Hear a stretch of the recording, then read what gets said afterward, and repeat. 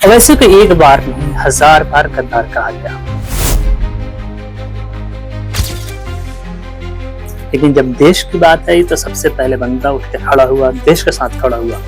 पहलगाम में जब अटैक हुआ तो सबसे पहले फोन अमित शाह का अवैसी के पास ही आया। अवैसी ने अमित शाह को लब्बाइक कहा और देश के साथ खड़ा हुआ, सरकार के साथ खड़ा हुआ। स्टिल हमारे देश में कुछ ऐसे लोग हैं जो कभी भी इस चीज को एक्नॉलेज नहीं करेंगे।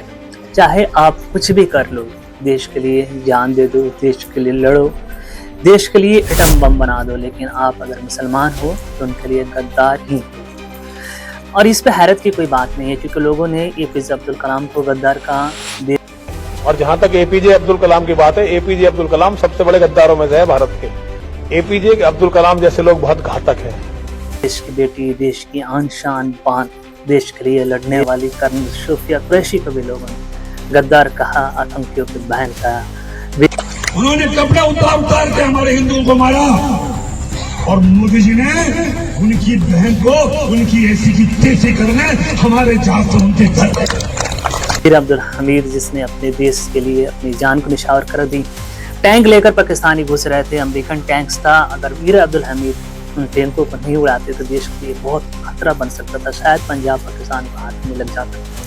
उस बंदे ने देश के लिए अपनी जान को निछावर किया और उसके नाम पे बन रहे स्कूलों को बदला जा रहा है और बदला भी गया। खैर हम अवैसी की बात कर रहे थे। अवैसी को जब देश की जरूरत पड़ी, अवैसी को बहरीन भेजा गया। बहरीन में जाकर पाकिस्तानियों की ऐसी बजाई है कि वो जन्म जन्म याद रहेंगे।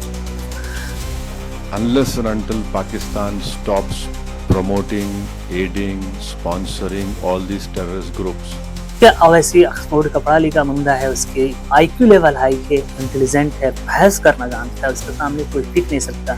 उसके लॉजिक के सामने, उसके आंसर के सामने, उसके इंग्लिश के सामने पाकिस्तानी बहरीन में टिक ना सके।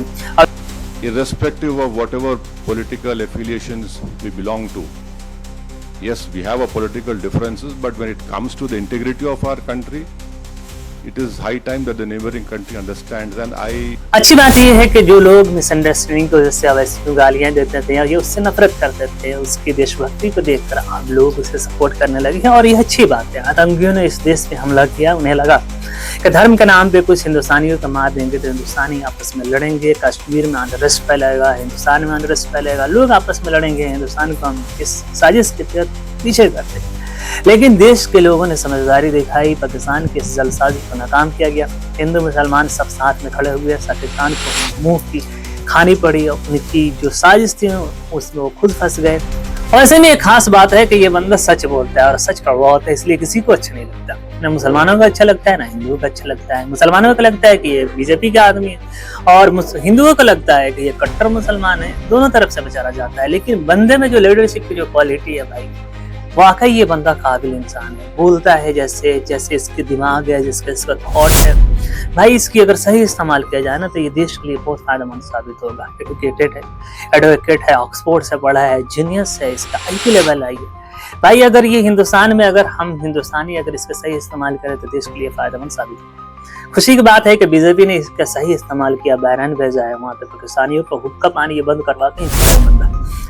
वैसे में एक और खास बात है कि बंदा किसी के सामने झुकता नहीं है। किसी कोई डराए धमकाए और चाहे कि किसी के सामने सच जुटा दे तो नहीं होगा, लेकिन जब मोहब्बत की बात आती है तो किसी माँ के सामने भी ये हाथ जोड़ लेता है।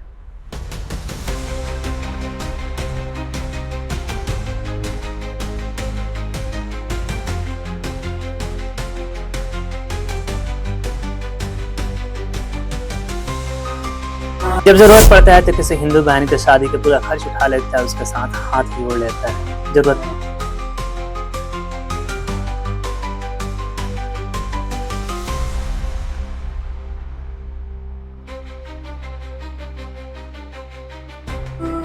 पड़ता है तो किसी बुजुर्ग के सामने हाथ जोड़ लेता है, लेकिन जब धमकाया जाता है तो डटकर खड़ा होता है, किसी कोई झुका नहीं सकता। मुझे बताऊं, अगर इसको मौका दिया जाता है हिंदुस्तान का प्राइम मिनिस्टर बनने के लिए तो ये देश के लिए सौभाग्य ही होता।